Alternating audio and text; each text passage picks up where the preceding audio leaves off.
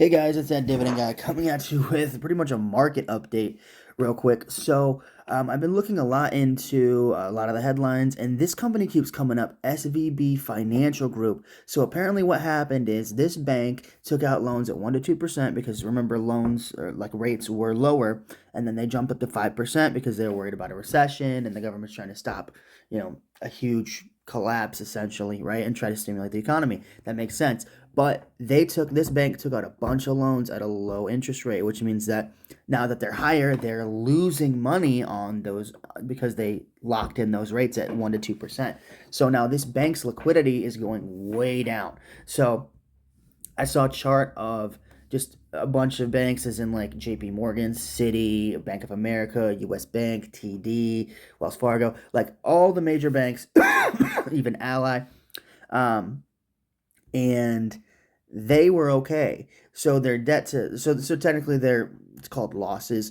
So their overall the money of their assets that they have. So the total assets to liabilities was a blue line, and then the orange line was what they would have after their losses. Most of the banks were healthy, or relatively healthy. They were almost negative. So they had no capital left. So what happened is people heard that this bank was pretty much operating at a loss, and just a crap ton of people took their money out all at the same time, and that made the stock go down. What the reason this happened was because they had no liquidity. So they were operating at a massive loss technically because they didn't have enough capital to cover their losses. So think about it like you're holding a stock and you're down on it, but you haven't sold it yet.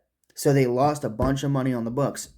So all that money's just gone. It's dried up. So then everybody took their money out because they do a lot of different stuff. They do a lot of Silicon Valley investing. They do loans for small businesses, for medium businesses, just out in the tech world, that kind of thing. So they are pretty much look at them as like an investing arm, right? So what they did was they invested in all these companies and all these venture capitalists and private equity, and they loaned the money out at 1%. Well, now that they're at 5%, the bank technically is losing money on those loans.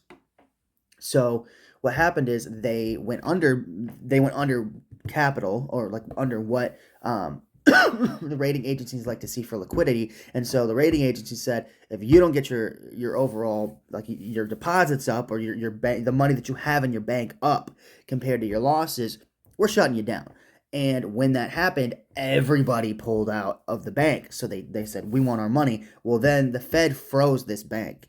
So now people can get their money out as of today, I believe. But the government and FDIC said that the taxpayers will not be covering the losses for this bank, and the only people that will be paying are equity shareholders and investors, technically. So, but this is having ripple effects. So, because this one bank made a bad decision, let's take a look and see what's happening to the overall banking sector. Now, keep in mind, guys, I've looked at some of the statistics on this bank.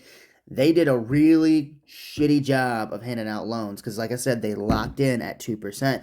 Rates are at 5. So every loan that they've done for, I think, the past like 2 years is negative now. So they're operating at a loss when it comes to these loans, and that's how banks make their money. So what banks do is you deposit money into a bank. So I use US Bank. So I deposit my money to US Bank. My money sits in there. So my money is there. But technically, the number that you see on the screen is not what's in your account. They loan out your money to, say, small businesses, or for loans, for homes, stuff like that. That's where they get that money from, is your deposits. So what's happened is now it's gone from bad to worse. So they made a bad business decision. They locked in at 2%, right?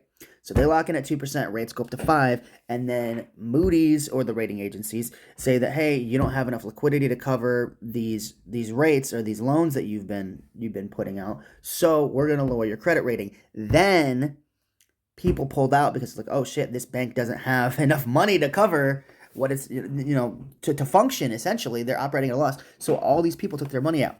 Look at this, guys. I don't think I've ever seen a chart be this bad. So let's look for the 1 year. They're down 92%. 5 years, I don't think it'll be that bad. 85. So like, look, so they hit a high in October. So think about this. Like a year ago, a year ago, you would have been up $500, 161% on this bank.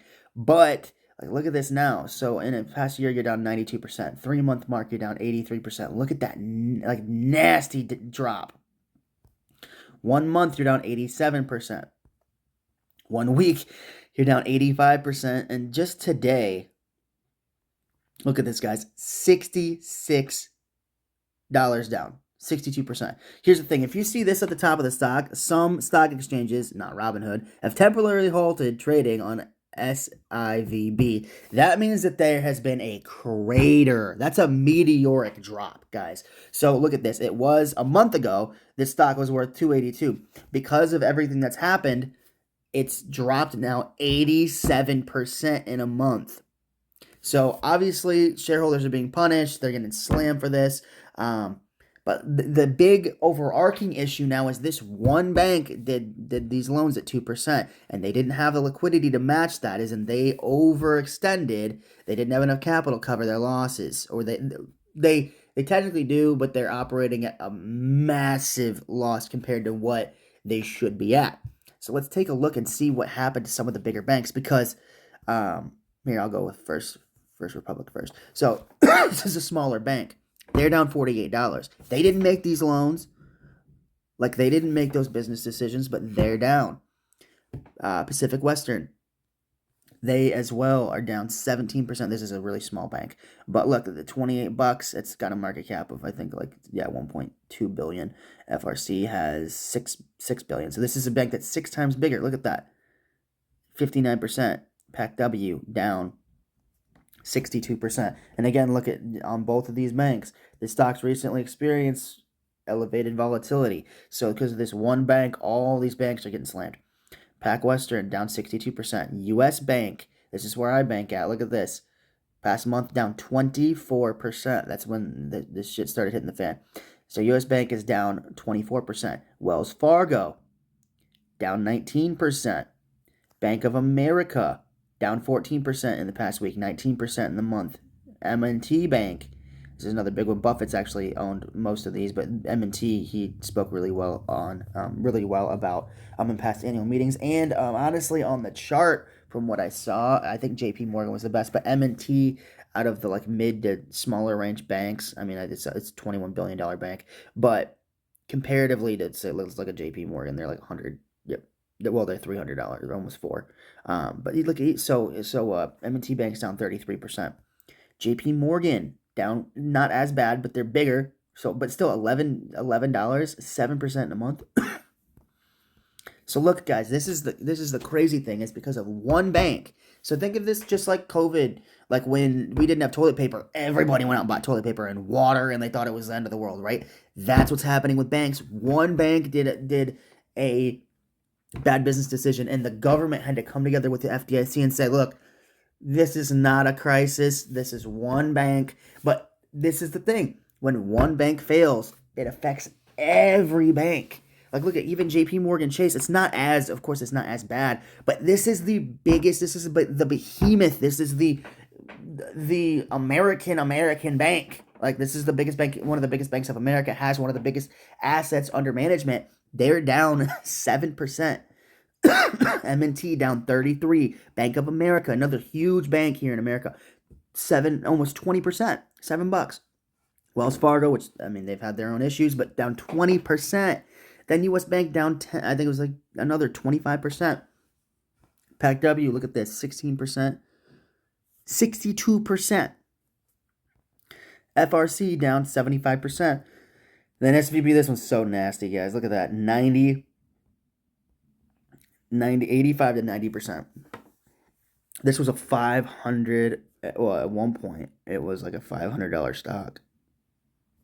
If you go back to a year, look at this. $500, and now it's down to $39. I don't think I've ever seen that level of volatility. So, guys, obviously a huge ramifications for this overall just sector. Isn't it crazy how one bank, that would be like if Procter and Gamble had a recall on deodorant, that everything in that sector goes down. Or like, let's say PepsiCo had a recall on Cherry Pepsi, Coke goes down, Dr. Pepper goes down, like General Mills, and like Quaker goes down. Like, think about that. If Pepsi had a recall on it, on its stuff, you don't think it would be that big of a deal.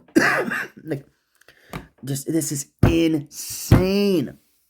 Honestly, guys, let me know down in the comments. I know when there's blood on the streets, it's when you want to buy. Like, I obviously wouldn't be buying SVB Bank, but like some of these well-run institutions, like U.S. Bank, is totally fine. Wells Fargo, I probably wouldn't do Wells Fargo. Personally, I wouldn't do Wells Fargo because I got bit by them. But like Bank of America looked healthy. M&T, out of the smaller banks, looked like it had the best asset to loss ratio. So what I mean by that is there's a total amount of money that the bank has, right? That's, say it's deposits, it's loans, it's all of the capital the bank has.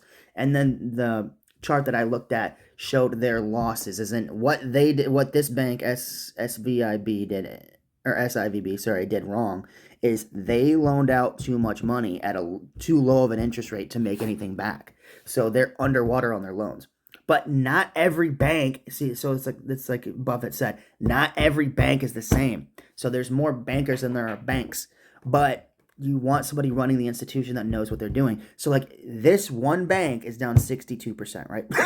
But because of their bad loans, they're slamming the whole industry. But that does not mean every single bank did the same thing.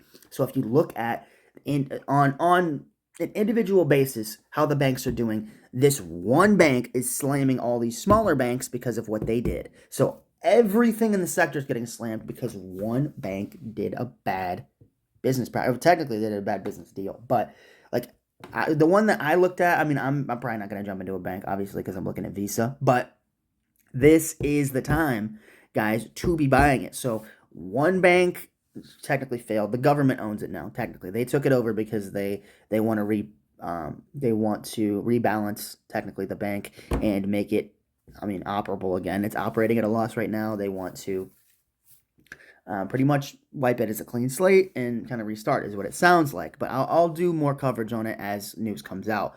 But I mean, long story short, guys, this is an opportunity. I mean, yeah, it sucks. I feel bad for the shareholders of this bank, but like for everybody else, it's a good time to be buying.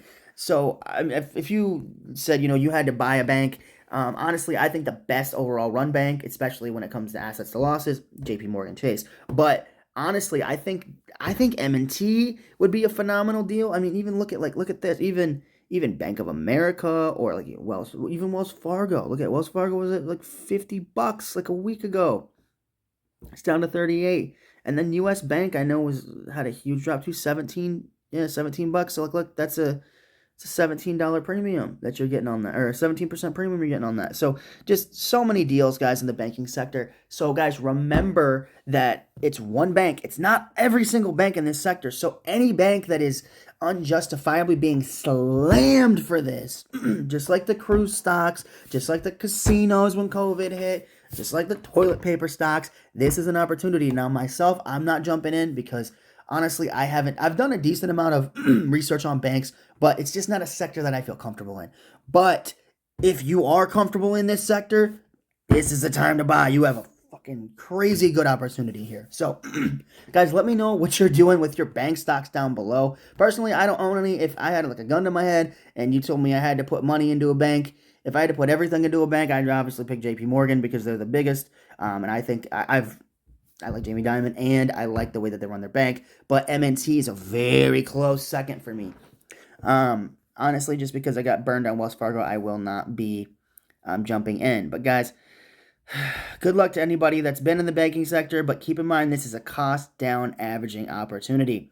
Thank you guys so much for watching. Guys, if you own any banks, let me know what down in the comments what your favorite banking stock is and what do you plan on doing. I think this is an overreaction by the overall market. One bank had a bunch of people take their money out, made some bad investments technically. How are you guys going to react? Are you going to be like everybody else and see this red and jump out? Or are you going to be like, hey, M&T, Bank of America, Wells Fargo, US Bank, like, are you going to look into these institutions and, see that, they're in the same sector, but they are not operating the same way. So, guys, let me know down in the comments below. Thank you guys so much for watching. Remember to hit the subscribe button on my channel, that Dividend Guy. And hit the like button if you like big banks. Thank you guys so much for watching, and I'll see you guys in the next one.